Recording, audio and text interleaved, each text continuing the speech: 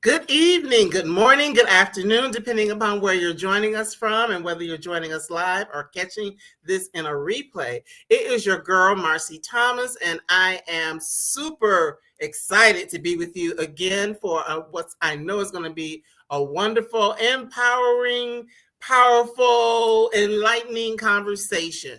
So I am coming to you from the outskirts of Atlanta, Georgia, originally from Cleveland, Ohio, with a bunch of other places in between that are part of my history. I have lineage from the Mende people of Sierra Leone. I didn't tell our guests that. So, and that's going to tie into some of the things that we're talking about this evening. So please come in if you don't mind. If it's your first time, if you've been here many times, let us know where you're joining us from, just so we can kind of get an idea of who all is here. Well, part of the reason for my excitement is that we are going to be talking about the Conjuring of America, mojos, mermaids, medicine, and 400 years of Black women's magic. So this book is so good, y'all. If you haven't read it yet, I'm recommending it before we even get started on this conversation, because I felt so good in reading it, feeling seen, learning more about some of the things that mean a lot to us and all of that. So the author of this beautiful book is Dr. Lindsey Stewart, who is a Black feminist philosopher and an associate professor of philosophy at the University of Memphis. She is also the author of The Politics of Black Joy. Her work has been featured in Blavity, Science, Hypatia, and the British Journal for the History of Philosophy. And she holds a 2021 Michael Beanie Prize. And of course, she lives in Memphis, Tennessee. So without any further delay, let's welcome Lindsey Stewart to BGC Book Club for the first time. Good evening. Yes, welcome. I'm so happy. Oh, wow, got a lot of comments coming in already. Somebody from Detroit, okay. Louisiana, okay. Alabama, Wisconsin. NOLA, okay, all right. We are representing all from all around. Welcome to everyone, because I know some of you all are first timers, so welcome and thank you so much for being here. So first of all, congratulations on this beautiful book, Dr. Stewart. Yes, just even the cover. we'll get into that here momentarily. So, a lot of people are really getting into the book, loving it, learning a lot from it. As I said, I have done as well. So first, I just want to start with, what was it that made you want to tell this particular set of stories and put this work out into the world? Mm-hmm.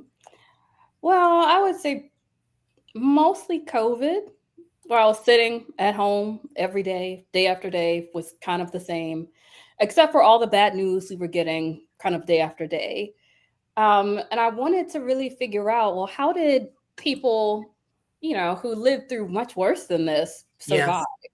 Mm-hmm. Right. And it was kind of interesting to be reading about, I was reading Ida B. Wells's autobiography, and she starts that talking about yellow fever. So I'm like really feeling connected, like, oh my goodness, it's like the plague right now with COVID. Yeah, that's right. True. And I was really fascinated with, it was a woman, probably a conjure woman, who saved Ida B. Wells's life when she was very young. So I was just really fascinated with these women who were able to heal illness, fevers, and were really kind of ahead of doctors at the time. Like, I was just fascinated. Right. And I grew up in Louisiana, so I'd always heard about Marie Laveau. So I was kind of interested in, well, what would it look like if I traced these figures across 400 years? Like, how would they show up in each generation? Yes, and wow, the way that they show up, right? Because, there's some things that we talked about this, y'all. I was trying not to have the whole conversation before the conversation, because I wanted you all to have opportunity to be a part of it. But, there are a lot of things that are part of just as African Americans or Black people living in America that we're just familiar with because, grandmama said it, great grandmama said it, there's so many things. And we don't really understand where things come from, first and foremost. And oftentimes, as I was saying, that if we get a little bit of something, we're okay. But when somebody starts giving you a lot of something, sometimes, the hairs on the back of the neck start to stand up, because we, like, wait a minute, what is that?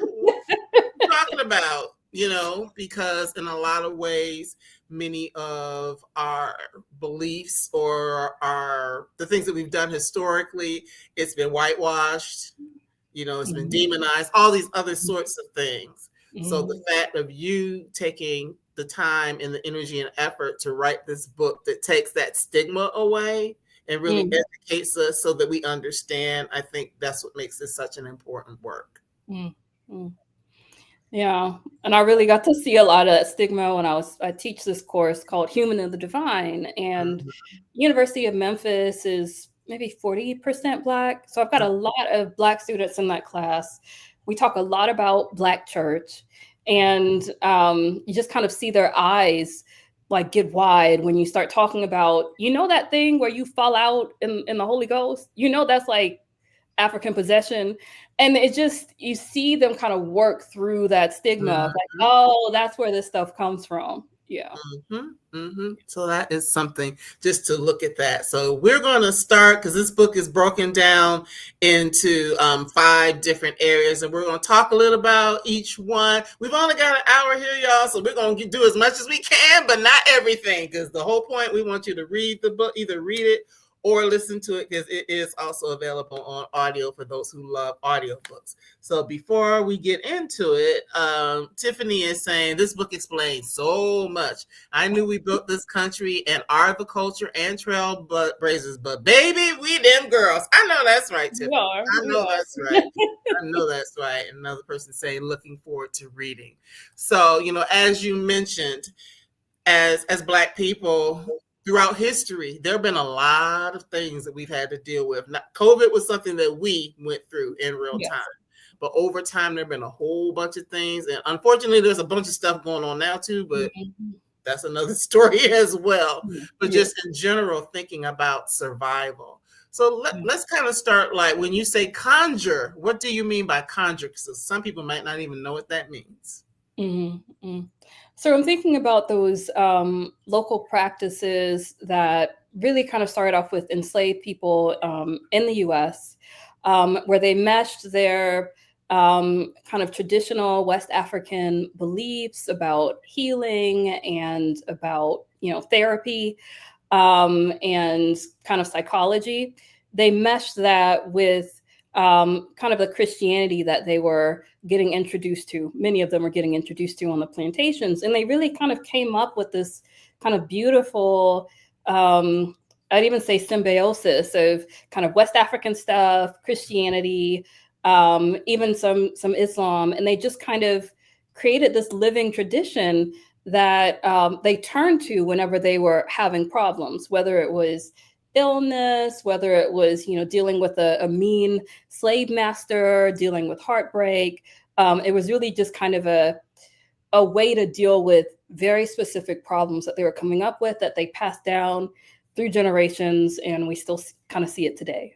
We definitely do. So we start at the very beginning. We talk about the herbal cures of Negro Mammies. Like, that's like the first section. And, I was excited because, you're talking about how we made teas and, took certain baths and, things like that. So what is it that our ancestors, our foremothers were doing with all of these herbs?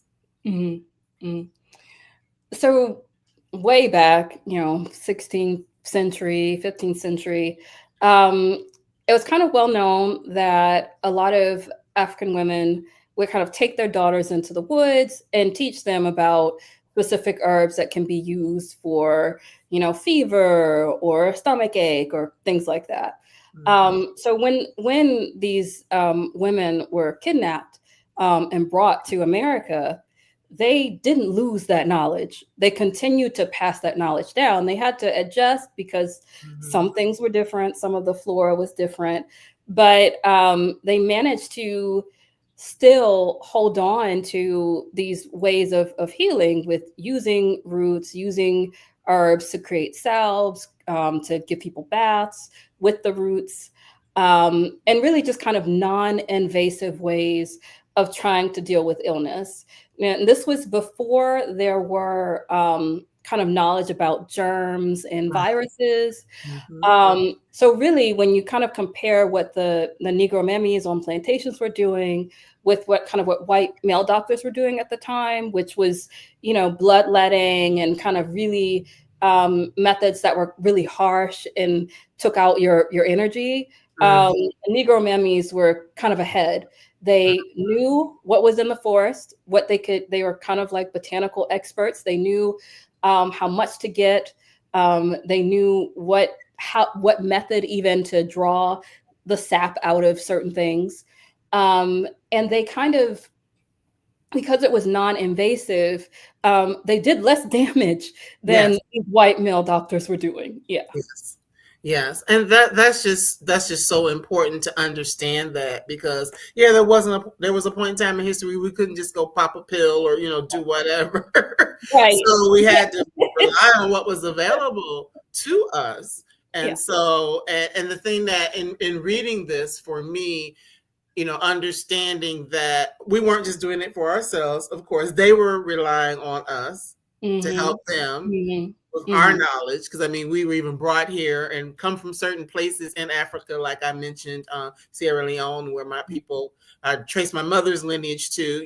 They knew what to do with rice. So Right. in a certain part of the country, that's where they were taken, because they were able to do that. So when things that were done in bringing us here was very strategic, but at the same time, there were things that they might not have counted on, that we had the skill set to be able to really help ourselves and others in those times.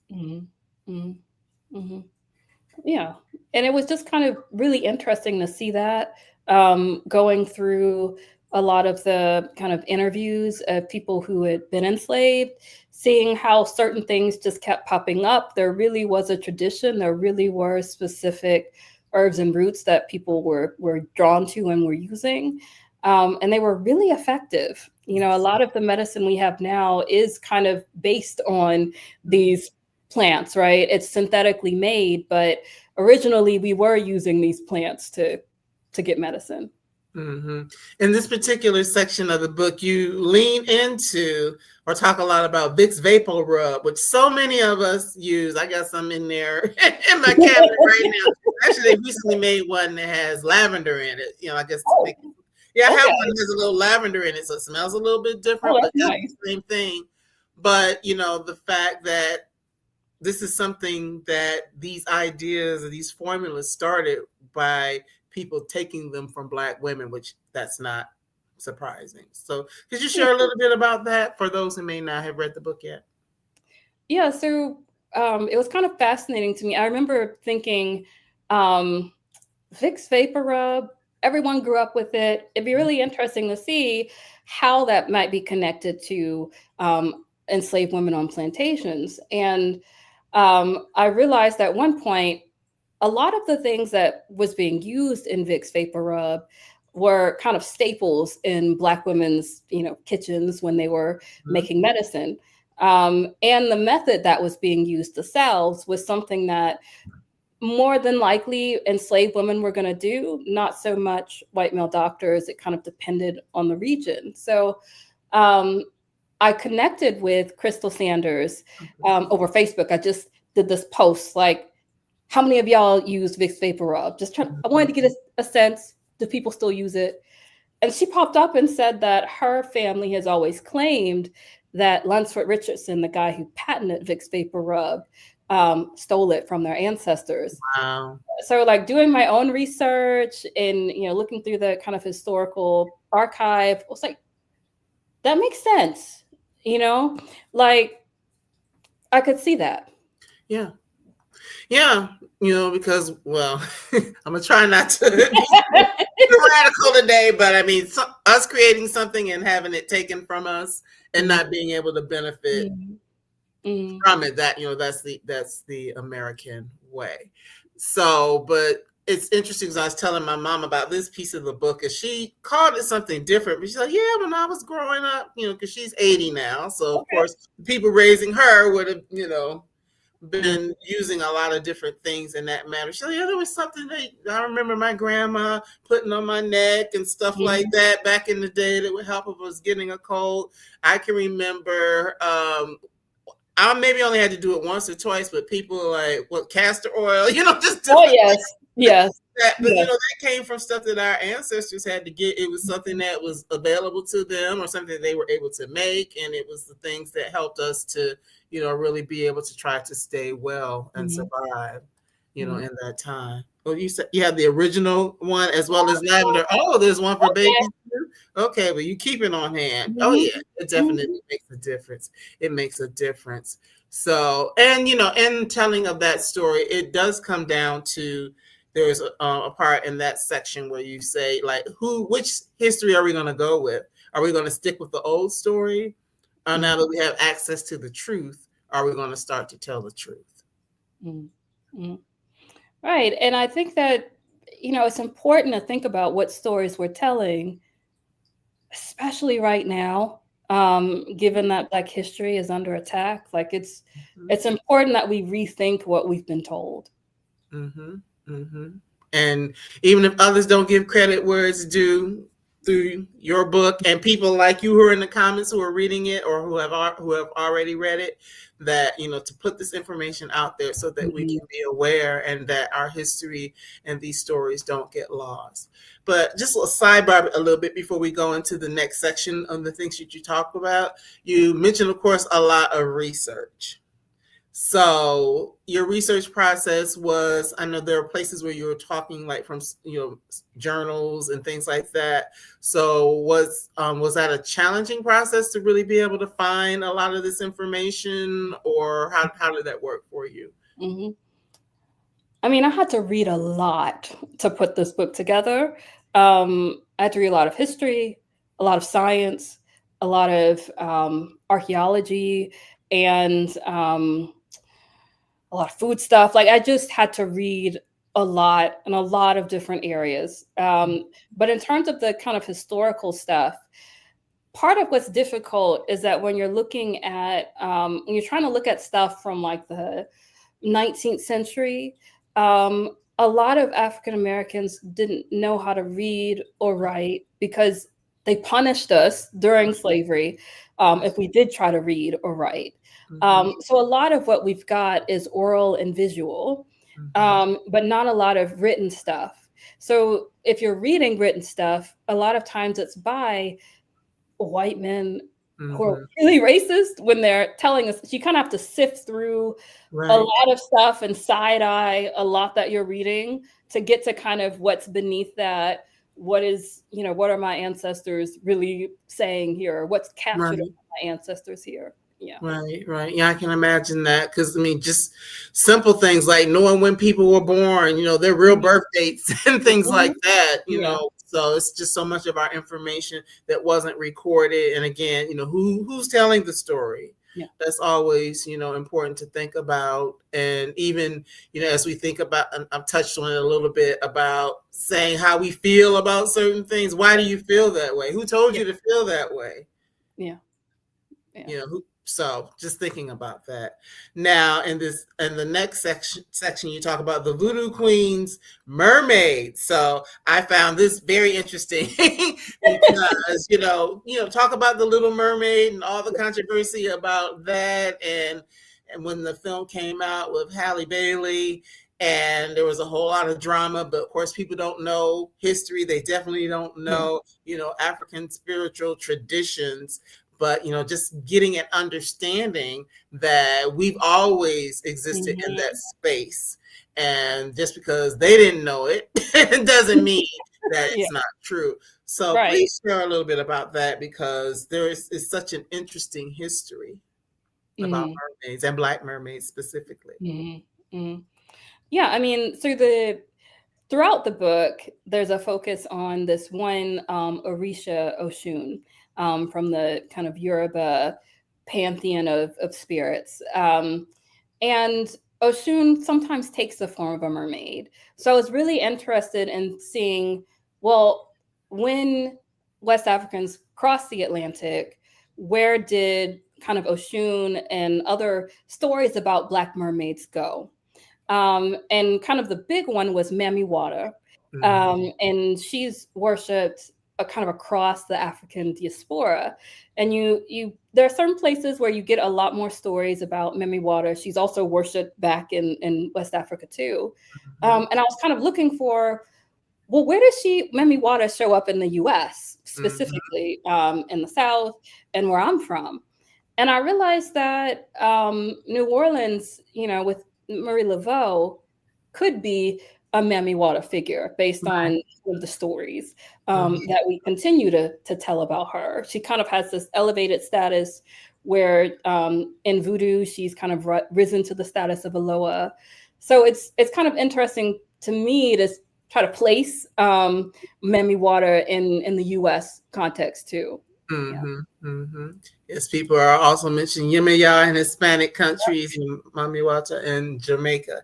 Yes. And it's just, again, having an open mind, open spirit to want to learn and understand these things. And just the fact that as our people were looking for places to find comfort or to find inspiration or hope, that they leaned into a lot of these different, figures as a way to do that. Yeah. And kind of the things that I love about mermaid figures is that they're, at least Black mermaids, they're very vengeful. They can be very sweet, but they're very vengeful. And kind of like my favorite story, I think, maybe my favorite story out of the book, most of my favorite stories are in that part about mermaids, but one of my favorites is about a story about a mermaid that starts a riot, and I just kind of see that over and over again, that mermaids kind of push people to rebel. So that's kind of really why I wanted to focus on mermaids for one part of the book. Yes, and for me, whenever I think of Black people and waters and oceans, I think about, the transatlantic slave trade and that we were on those waters. And for many, it's a space of pain, but through these stories and through this information, it kind of pivots that it doesn't have to be just that. Right. Which I think is the whole of our history. There's a lot of pain and tragedy and heartbreak, but there's also joy and triumph and pleasure, and I really try to highlight those because I think if we're only getting one side, if we're only getting it's just darkness and sad and oppressive, you might start to feel like there's nothing else there and start to even be down kind of about yourself in general. And I don't think our ancestors looked at themselves as oh, poor me. I think they were very interesting people and really did the most with what they had. Yes, absolutely. Because you wouldn't have been able to write this book without it. I read so much and learning so much and like seeing the through line, as you said, of different things that have happened, ways of survival and ways of, triumph and all of that. So we do have a couple of questions. I want to put these up. So did you travel to any African countries for research? Were you able to do that? No. Look, I'm a university professor, public university professor. We don't have that kind of money. But I do want to go, right? Especially Nigeria. I've done like a, DNA test. Most of my DNA is from, Nigeria. So I'd really like to go and kind of see, see the food, taste the food, and kind of see the quilting, see the textiles. Like, I think that'd be amazing. My editor is a second generation American. She's her family's from Nigeria. So it was really nice to work with her and kind of get that cross diaspora, connection. Yes, that's good. And I think that's important, to get a chance when you can to go and see and see how it all comes together. Everything is full circle. Mm. We have another question. What was the most interesting or shocking piece of information you came across that did not make it into your book? Huh. That did make it into the book. That's interesting.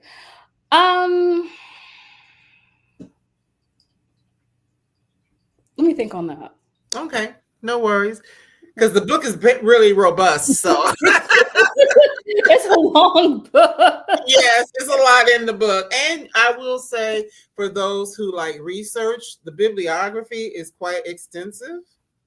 So, there's a lot of spaces where you can go and get more information and see, because she is a professor, right? Dr. Stewart.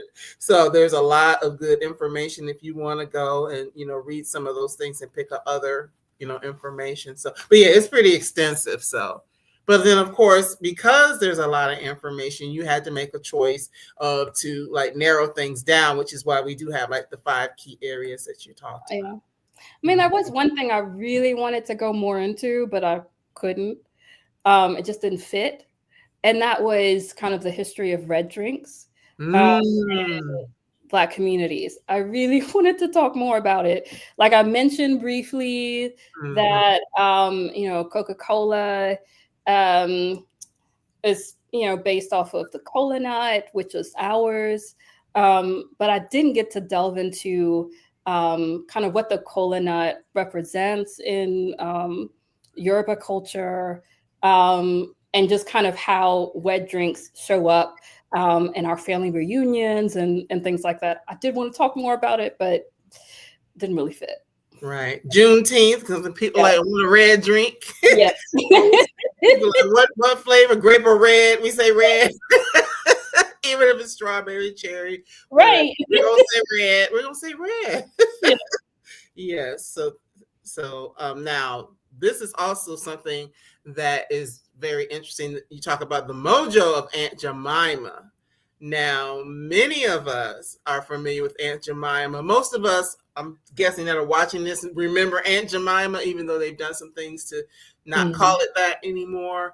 But I just found that part very interesting, how a character was created to sell a product, but the people who did that didn't realize that it went deeper than what they were doing. So could you please share a little bit about that, because I found that quite interesting. Yeah, I mean, I wasn't planning on writing about Aunt Jemima. It just kind of took over at one point. She's kind of like a character that just wouldn't let me go. And one of the things that I really wanted to do with Aunt Jemima was present an alternative story about where she comes from, what her origins are. And I was drawn to her because I think when you hear the term Negro Mammy, that's what you think about. And she's kind of captured the imagination of America overall, and kind of makes people believe that Negro mammies were docile and, loved slavery. And, we're kind of ashamed of those figures. So I wanted to go right to the heart of that with Aunt Jemima. And I found, and this was a surprise to me, I found that the character that Aunt Jemima is based on comes from a minstrel song that was created, the minstrel act that was created by a Black man, Billy Cursands from Louisiana. And the thing that was most shocking to me was that song that he based the skit on, Aunt Jemima, comes from slavery, and it's called Promises of Freedom. And it's basically a protest song about slave masters who promise freedom and never give it. Right. So it was interesting to me to see, kind of think about a Black man performing that right after slavery has ended. It's kind of like, oh, he's saying, look, Jim Crow is y'all reneging on your promise. Right. Right. And when you kind of put Aunt Jemima in that context, especially because in that song, Promises of Freedom, one version says, if the master won't give me my freedom, I'll send him a dose of poison to, get him to die. And that poison there, I realized was actually talking about mojos. So it's kind of interesting to think about Aunt Jemima. Then in the 1970s, you see Black women like Betty Saar, an artist, Mm-hmm.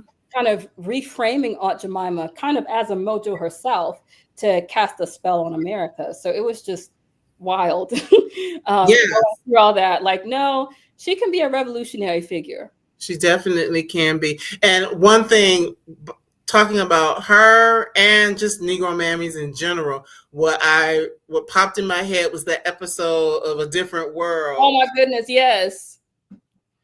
And for those who might not be familiar, there's an episode of A Different World where Whitley, who, looks a certain way, light skinned woman, keen features, all that, is talking about these mammy figures. And Kim Reese, who's, a darker skinned sister who many would say has mammy like appearance, and there's this whole controversy about it, but they find a way to like turn that on its head. So that's what I was thinking about when I was reading this part, to reclaim that. One of the other things that was really surprising to me as well, because I never really knew until reading your book, so thank you again. I told her thank you like 10 times, y'all. But was the whole fact that when we think of mammies like, even in that episode, like all mammy did was cook the victuals, Right. sort of thing. But I did not really think of mammies as conjurers, as medicine women, because we see that Right. piece of her. They put, oh yeah, she was just in there cooking the victuals, or you think of Gone with the Wind or whatever. You look at them in that way, but you don't think, okay, well, mammy wasn't just cooking the victuals or helping to birth the babies. Those were some of the things that she did. Right. But that wasn't all that she was doing.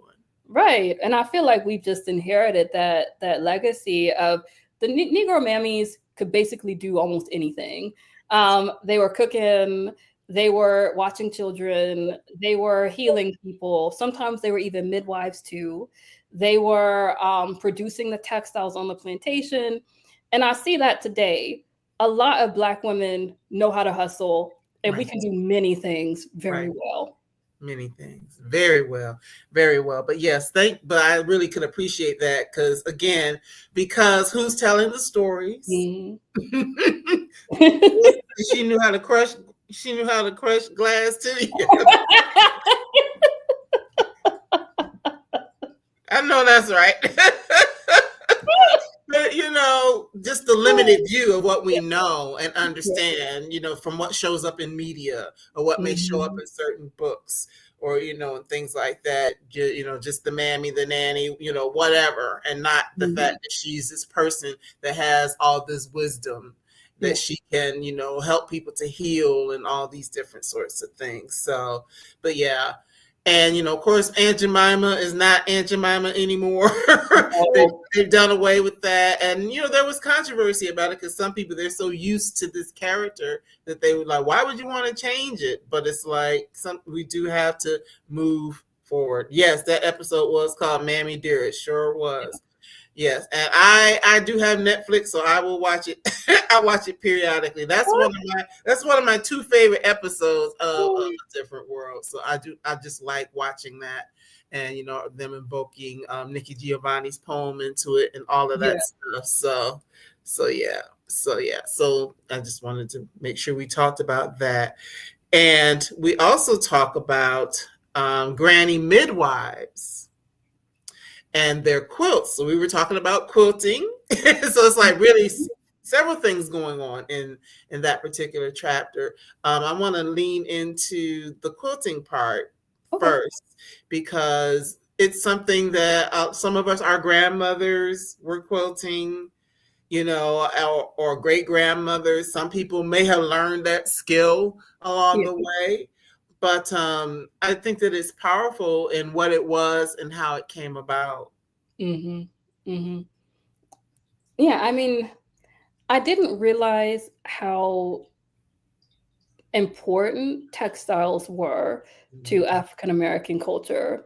And that's partly my fault because I'm focused on other things, right? But this book really pushed me to see a lot of our culture differently. And I can't unsee it now, how Right. important textiles are.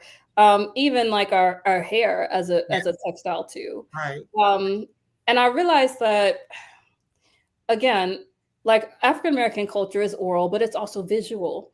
And that Yes. a lot of things that were being passed down about what we believe about the world, our herbal traditions, a lot of that was also passed down in the symbols they were weaving into the quilts. And that even the act of weaving in many West African cultures is Mhm. kind of like praying.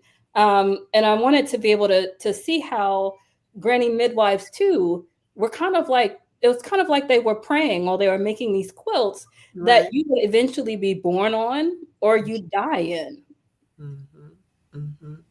Yes, that was just so powerful to me. I'm thinking of like Faith Ringgold, who did all Ringgold, the artist who did all Hmm. Hmm. Visa Butler, who's still Yeah, making quilts. You yeah. know, some people may be familiar with the ladies of G's Bend, Alabama, I Mhm. think it is Alabama, not Mississippi, if I'm correct. But they made all these beautiful quilts, and one of the things I'm just gonna say, it's frustrating, especially the ladies of G's Bend. You can go there and learn how to make quilts, right? But when I've looked up the classes and I look at the pictures of who's taking the classes, Okay, okay. You wouldn't even have to say it. so I think it's important for us to understand that history and not just the fact that this is a nice quilt and we were taking pieces of Mhm. this, that, and the other, you Mhm. know, and we Yeah. were making these quilts, that there's more to it than just we were looking for something to keep us warm or whatever. There's Mhm. so much more to it. And it's important for us to know these things and Mhm. understand these things so we can lean in and that we can learn and pass these things along so they don't die out. Yeah, But yeah, yeah, I mean, yes, it's free. You know, you can go and you can learn. Anybody can, but we need to embrace those things that are part of our culture. yeah. I didn't learn how to sew from my grandmother. I should have learned how to sew from my grandmother. And Mm-hmm. she's still alive. I guess I could ask her, but she gets so cranky right now. It's like I don't know. Mm-hmm. But really, that's where you learn. You learn from your elders how to Right, do this stuff. Yeah. right. And I have a closet over here. I actually have a sewing machine. My head's always in a book like yours. So it's like I don't have time to sew. And I actually have some because there are people who are like really getting into sewing again, Yeah. and like I have a whole lot of like little pieces that would go into a quilt that are like African, you know, Mm, African. So mm. I really want to make like a quilt that has like a bunch of African fabrics on it. So that's a dream one day, y'all. If I could take a break from reading for a little bit, I can actually do it. Oh, but both your maternal and Mm, paternal grandmothers were quilters, and you love the G's Bend quilters. Yes, it's mm. Wilcox County, Alabama. Yeah, I thought it was Alabama. I just wanted to be sure. Oh, and saying there's an annual festival in October, the airing of the quilts. Mhm. Okay. So that's definitely something that, you know, many of us can look into and Yeah. to support that and, you know, have opportunities to be able to learn. So one of the other comments that came in, because this is in a chapter where we're talking about, you know, textiles, and we talked about the fact there's granny midwives, and there's a comment about, you know, with the epidemic of Black maternal health disasters, the granny midwives need to be revisited. Yeah.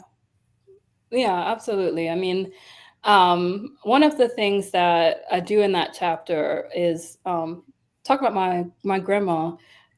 She was gracious enough to let me share part of her story, where she was tricked into having a hysterectomy, Yes. and I just couldn't help thinking about how different that outcome would have been if granny midwives hadn't been pushed out of the medical system, Mm-hmm. because granny midwives were like an advocate for you while you were visiting the doctor.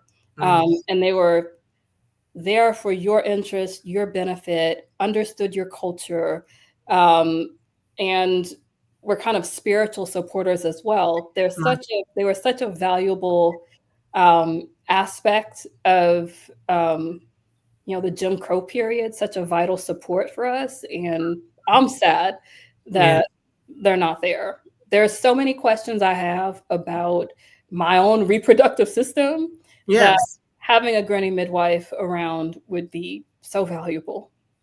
Yes, because as you talk about in the book, they were there to support, women's health in general, having an understanding, back to the whole thing of the teas that you might drink or, the things you might bathe in or all those sorts of things. And, not just because this book is done kind of chronologically in terms of periods of time. However, also understanding that these women were also important during times of enslavement and could, help women to not have babies. Mm-hmm. So there's that aspect of it as well. I had a chance to talk to, I don't see the book now, but the young lady, there was a couple of young ladies that wrote a book about, the history of Black women and, like abortion and things like that. And Mm-hmm. so, but just thinking about that, there's a lot of controversy about that now. There have been times in history where women definitely would have been Yeah. on a larger scale, perhaps making a decision to not want to have children, to not help further the cause of slavery by Mm-hmm. having babies. Mm-hmm. So there were things that these women, these midwives, these conjure women, whatever you want to call them, were able to do to help protect them in that. Mm-hmm. Mm-hmm. Yeah, and it's important to note too that when I was looking at these interviews with people who had been enslaved, a lot of the women who mentioned that they did have basically miscarriages on purpose, they had abortions. For a lot of them, it wasn't that they didn't want children at all. Right. And they mentioned that once slavery ended, they had like 5 kids, Right. Right. Yes. It really was about their own kind of autonomy and control over their body, and a kind of a refusal to bring people into bondage. Mm-hmm. Mm-hmm. That's so important. Yes, you're right. The Mississippi appendectomies, Fannie Lou Hamer was the person that had that happen, was basically sterilized without her permission. Mm-hmm. And just the fact that this was something that happened. I think you said in the book it was like over 200,000, or quite a lot of women. It was a lot of women, yeah, that wound up having that happen to them. What women of color, Black women, that this was happening as a way to try to control our right to, have children when we wanted to or not wanted to. And then also because these midwives were having the ability to help not just Black women, they were helping others, how it changed the legality mm-hmm. of what they could do. Mm-hmm. Mm-hmm. So making things illegal, which looks a whole lot what we're dealing with right now. Yeah. Yeah. Yeah, I'm making faces. I'm not gonna say much about that. Yes. Yeah, so it's like the more things change, the more they remain the same. Similar thing, like okay, we want more white babies in the world. Mm-hmm. So let's figure out ways to make that happen so that we are increasing the number of people of color in this nation. So all of this is why reading a book like this is important, because you can learn all of these things and like see the parallels to what is actually happening now. So we can be aware. Oh, you're saying your maternal grandmother was a midwife in Gibbsland, Louisiana. Okay. Well, one thing I am starting to see more women like leaning into that field, doulas and midwives, supporting women. Yeah. And I'm definitely seeing a lot more about midwives, especially Black midwives, in the news. So I'm really glad that they're getting kind of that airtime, because there are Black midwives, right, still around. Yeah. Right. That's important, because I know many of you may have seen last week there was a situation where a Black woman was in the hospital getting ready to have her baby. She wasn't being treated right, by a staff member. And so it's important that there are these systems in place that in today's time that we can be of support to one another and make sure that we're being taken care of and that we're being heard. Mm-hmm. So last but not least, in this book, you cover what's this? And one of my granddaughters is in nursing school. Okay. Oh, okay. That's good. That's good. Yeah. I'm gonna call you Miss Jackson because I'm not liable to say the first name wrong, but thank you for sharing that. I think that's pretty awesome. Mm. Oh, your classmate from college is a midwife as well. Okay, that's Okay. good. This is powerful to see that because there is a part in the book that talks about do the conjure women still exist, and so we see. Yeah, they do. Yes, they do. We love that. We love that. So in this last section of the book, you talk about the Candy Lady's soul food. And I really enjoy that as well because it's talking about our food and a lot of our food traditions and how the conjuring can show up in a lot of our food traditions as well. Yeah, and for me, that's where conjure shows up most is the kitchen. Every time I set out to cook, it's almost as if my ancestors are, right next to me. And I feel very connected to them while I'm cooking, especially my great-grandmother, who was a candy lady. So just as a teaser, I am playing around with the idea of doing a conjure woman cookbook. Ooh, that'd be good. There are a lot of recipes I wanted to have in the book that the book was just too long. Okay. Yeah. Understandable. Well, that'd be actually pretty good. So you're thinking food, but maybe like some teas and other stuff like that as well. So I'm thinking about, just kind of picking things that are pretty familiar to us in our cuisine and showing how those things kind of develop out of conjure. So thinking about, certain dishes that we use to enhance our luck, certain dishes that we use kind of when we're sick, certain teas that we use to just kind of boost our health, those sort of things. Oh, that sounds good. And also love dishes, of course. Yeah. Okay. Love potion number 9. Well, everybody talks about spaghetti. Yes. Yeah. The thing that's what you're not supposed to eat is. Well, the men aren't supposed to eat. Yeah. And kind of back to something that I said earlier about how what I enjoyed in reading this book and feeling seen, as I said, because there's so many things that we've heard over the years and might not know where that comes from. So I remember hearing back in the day, like, oh yeah, a man shouldn't eat spaghetti, and a woman may, red sauce because it's a way to try to, Yeah. And it was crazy. There was one day where, I was in undergrad and I had some friends who were from Jamaica and I mentioned that and they were like, yeah, we do that too. You're not supposed to eat women's spaghetti. So it's like across the diaspora. Yes, because I've heard that. And what was one of the other ones you talked about in the book? Not eating the spaghetti. Oh, one about hair, about like burning your hair and not leaving your hair where people can get to it because they can do stuff with your hair. I've heard that before. So some of these things you just don't know where they come from, but you've been doing it.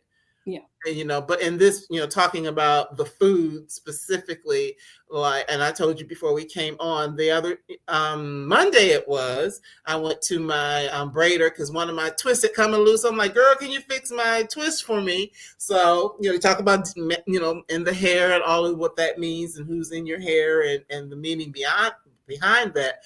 But while I was there, she's like, oh, I brought you some red beans and rice. And you talk about red beans and rice and how in New Orleans it's a staple to eat red beans and rice on Monday, and it was Monday. So I was like, oh wow! And then I texted her back. I'm like, girl, you put your foot in that, and then that's in your book too. So I'm like, wow! It's just the little things that you might not even realize where this stuff is coming from. That it's just a part of our culture. It's a part of our vernacular, all these sorts of things that you don't even know. So, somebody's asking, why no spaghetti? Okay, you want to tell them why no spaghetti? So it was in New Orleans. There are lots of stories about Marie Laveau, the voodoo queen. And one of the kind of spells that she taught women was to put a little bit of their flow into the red sauce. and that was supposed to kind of keep your man, and Mhm. like he wouldn't be able to go to any other woman because he'd just be so hooked on you. Mhm. So a lot of men during that time who were heterosexual were kind of wondering, did my woman do this to me? Did she kind of, hex me? Yeah. Yeah. So, yes, exactly. We do red bean Mondays at my college. Yes. Yep. Yes. Yep. So it's just really wild to think of all of these things and what they mean. And you even talk about the whole concept of putting your foot in it. There's Yeah. some things like, that it sounds nasty, the dust off your feet or your toenails or Yeah. in food or whatever, and yeah, that's kind of, but Yeah. it kind of alludes to putting your foot in, putting your all into it. You put your foot Yes. in it, so it's really good to like really see that and lean into it and understand that these things are a part of who we are. But before we like get to the last chapter where you are talking about where are the conjure women, I really appreciate this book, and I may have said it before, so forgive me, y'all, if I'm being repetitive. But I appreciate it because by you writing these things down and by you making this available to us, it really can help many of us to open our minds about a lot of these things that are a part of our history and our culture, and to gain this understanding, and not just to look at things as being bad or evil or Mhm. demonic or whatever things people say Mhm. when you start talking Mhm. about certain Mhm. things that are really a part of who we are and where we come from. So I think that's what makes this such an Mhm. important work, because we can see ourselves and our foremothers, our foreparents Mhm. in these stories that you're telling. Mhm. Mhm. And I always try to tell people, um, a lot of our ancestors didn't feel like they had to choose between praying to their ancestors or asking their ancestors for help and praying to Jesus. It's just whatever you can use it. Mhm. And it wasn't about kind of replacing God or replacing God's power. It was, I'm gonna use these things to enhance God's power. Mhm. Um, and I kind of feel like if you're Black in this world, you got to use every tool that you've got. I know that's right. You gotta like, You got to use what you got. yeah. And the reality, just like some of the sayings or some of the things, it's showing Mhm. up anyway. Mhm. Like we get in church and we clap a certain way, or or eating certain things on New Year's Day. We say black Mhm. eyed peas and Yeah. whatever, the things that you're saying that you're eating, it shows up anyway. Yeah. And so, but to have an understanding and not just believe a whitewashed version of what people Mhm. may be telling you that it is, kind of take the time to learn for yourself and Yeah. gather understanding, and to know that it's not a bad thing. Yeah. It's not a bad thing. So in these last couple of minutes, I do want to talk about where are the conjure women today? Do Mhm. they exist? Mhm. Oh, of course they do. Yeah. Mm-hmm. Um, for me, I still see it in the hairdressers. I know it's a little bit different now, depending on where you go. And there's different styles of hairdressers now. Um, but I do think that relationship between if you do have a hairdresser that you love, and yourself, can be a very spiritually edifying relationship. So I do think that's one place conjure women are still existing. We still put our foot in our food. That's another place. Mm-hmm. Um, I'm seeing, a lot of people kind of return to the quilting, right? That's another place. And I'm definitely seeing it more on TV and in movies, and that's Mm-hmm. what's really fascinating, right? Of course, Sinners, but also, I love Queen Sugar. Oh Uh, yes, yes. like I feel like those are also places where the conjure woman is still living, still very much alive.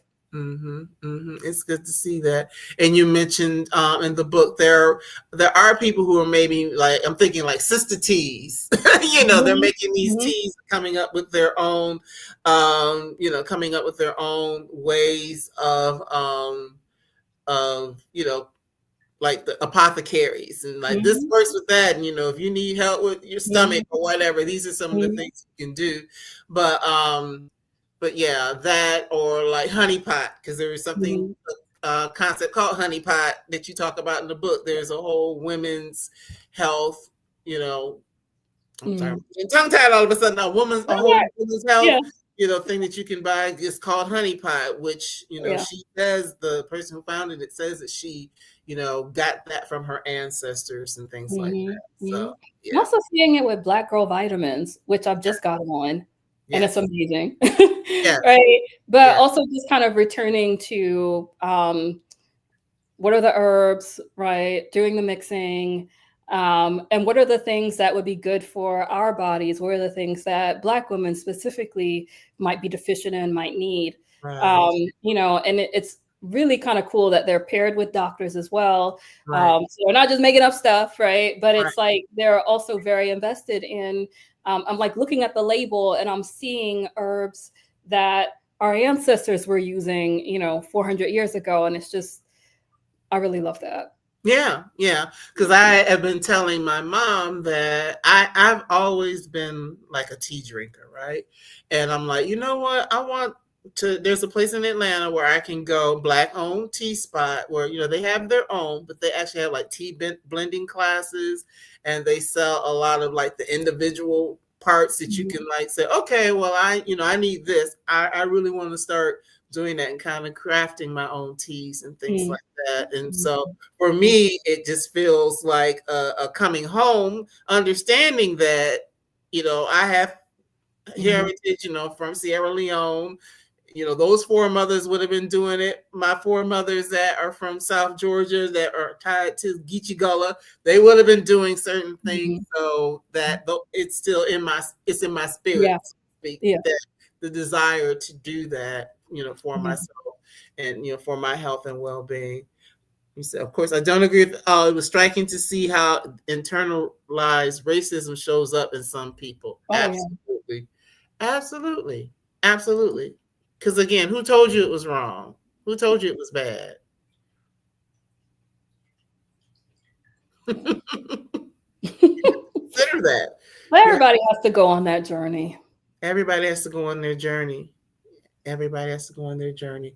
Well, The Conjuring of America, Mojos, Mermaids, Medicine, and 400 Years of Black Women's Magic is going to help you along that journey, because you can read some things and learn some things and, grapple with some things. So wait a minute. It's an opportunity to do that. You get a chance to learn about a lot of historical figures as well. Like you talk about Leah Chase, which at this point she's an ancestor, but when Yeah. it comes to the food and all those sorts of things. So I really think for all of us, and somebody earlier said, I don't know if you saw it, but somebody said they were going to buy at least 3 copies. Oh, okay, good. Find it. It's up here somewhere. But yeah, somebody, oh yeah, here it is. At least 3 people are getting this book for a Oh. gift. It's brilliant and loving and historical. I agree. I agree. That's why I had to go find that comment. I definitely agree that, the more we know, Mhm, the more we can lean into our power, the power that's inherent within us. The more we can figure out ways to, cope, or, whatever it is that we need in times such as these, with so many, where the stuff is coming yeah, at us from so many yeah, different directions. How can we like lean into what our foremothers did? yeah. So what, if anything, would be the biggest takeaway that you want people to get from The Conjuring of America? Um, that no matter how bad things seem now, um, you're not powerless. That's what these women taught me over and over and over again. They were Mm-hmm. at the bottom of society and they shaped America, Mm-hmm. like power doesn't just lie in the hands of the oppressor. And Absolutely. that's something to remember right now. Yeah, it doesn't just lie in their hands. And we're seeing some things happening slowly Mhm. but surely. So, yeah, we have a lot of good comments here. Like, this was delightful. Thank y'all. You're welcome. You're going to buy a copy for yourself? Yes, please do. Comment didn't show up. I'll repeat it again. I had an elder neighbor tell me that the African art in my home at bad. And yeah, see, folks, yeah. You know Okay. what? I went through something like that a long time ago with a friend of the family had gone over to Africa and they brought me this beautiful, mask. And the person I was dating at the time was like, "Ooh, what you got the ip?" So yeah, people, Mhm. you have to do what you know is right for you. Yeah. Oh man, I enjoyed the presentation from Tucker, Georgia. Okay, Oh, getting your book. Yes, everybody, please do grab a copy of the book. Now I know that we are going into the holidays, so I don't know if you're slowing down or you still have some events and things like that you'll be doing anytime soon, Dr. Stewart. So I'll probably kind of shut down for December, see Mm-hmm. family and whatnot. Mm-hmm. I am gonna be at Baldwin and Co. In New Orleans for a book signing in February. Okay. Well, that sounds good. Then that's apropos during Black History Month. And Baldwin and Co. is in New Orleans, right? Right, Yep. right. Okay. See, I Yeah. know a little something about the It's bookstore. an amazing coffee shop. Yes, yes. Next time I am in New Orleans, I definitely need to check that out. So, everyone, thank you so much for being here. This has been such a wonderful, wonderful, wonderful conversation. Dr. Stewart, thank you so much again. You probably heard that like 20 times tonight. Thank you. Well, thanks for inviting me. Yes, absolutely. And I look forward to whatever you do next. Once you've been here, you always have an open invitation to come and have these conversations about whatever it is that you're doing, because I know whatever it is going to be powerful. So yeah, I got a lot of thank yous, loved it, buying, giving us gifts. So hey, book sales, yes. Yes, yes. That's the goal. And we just whet your appetite. There's a whole lot we didn't talk about. So Yeah. yes, yes. Well, you all should be at the signing in NOLA. Can't wait. Okay, Robin. All righty then. Well, Dr. Stewart, I'm gonna let you get a sip of water, whatever. I have a couple of quick announcements to make for everybody else, but I want you to take a break for a second, and I'll be with you in just a second so I can say good night. So see you in a moment. Righty. All right, everybody, thank you so much for being here for that conversation. It sounds like a lot of you either already love the book in the way that I fell in love with it, or you're going to get it and fall in love with it and share and have conversations with people around you. And maybe I want to see some of the quilts that come out of this. I want to hear about all your teas and your tinctures and all of these healing things that you're going to make after you read this book and get inspired to do that. And I will share what I'm working on as well. So, in terms of purchasing the book, if you don't have a preferred place to purchase it, it is available in the Brown Girl Collective bookstore, which is just that, browngirlcollectivebookstore.com. That is attached to Bookshop. So if you like to shop on Bookshop, if you go through here, it'll take you directly there, and you will find this book at the top of the page, that along with some of the other wonderful guests that I have had in the past. So that's available to you. By means of announcement, next week on Monday, I will only be doing one show since it is a holiday. I actually did 3 this week, so I'm ready to chill for a minute. But on next Monday, which is the 24th, I will be in conversation with Bernice L. McFadden, author of First Born Girls. And actually, she is teaching in New Orleans right now. So yes, I'll be in conversation with her about this book, which is her memoir. And she's also recently re-released a couple of romance novels. So we may talk about that a little bit as well. And then, yes, thank you so much. Thank you. Yes, please go to the bookstores. That helps support the work that's happening here. So I appreciate that. Yeah, and Brown Girl Collective Bookstore. Thank you. Appreciate it.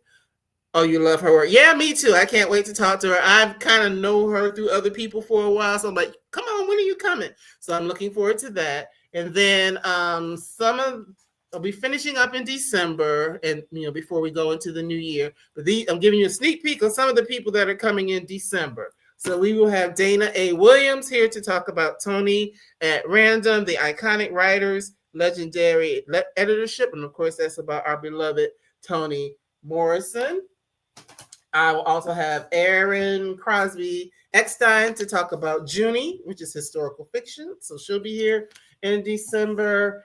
And for right now, there'll be some other people as well. But Addie C. Kitchens to talk about Dominion. So that's coming as we close out the year of 2025. And then, of course, at the end of the year, I also do a recap of the year. You know how Goodreads does their best books of the year and all the different categories. I do that solely focusing on Black women writers. So be on the lookout for that information coming where you can vote. And I will have I do a winner's circle. So the top 3, not just one person, but the top 3 in each category will be recognized in this space. So thank you so much for being here. I appreciate you all. I know there are a lot of new people in the room. So if you have not yet subscribed to the page, please go ahead and do that and turn your alerts on so you can know about all these other wonderful people coming. And this is just 2025. 2026 is going to be loaded. I'm already scheduling for next year. So I look forward to seeing you all again real soon. And you take care and have a wonderful, wonderful evening. All right.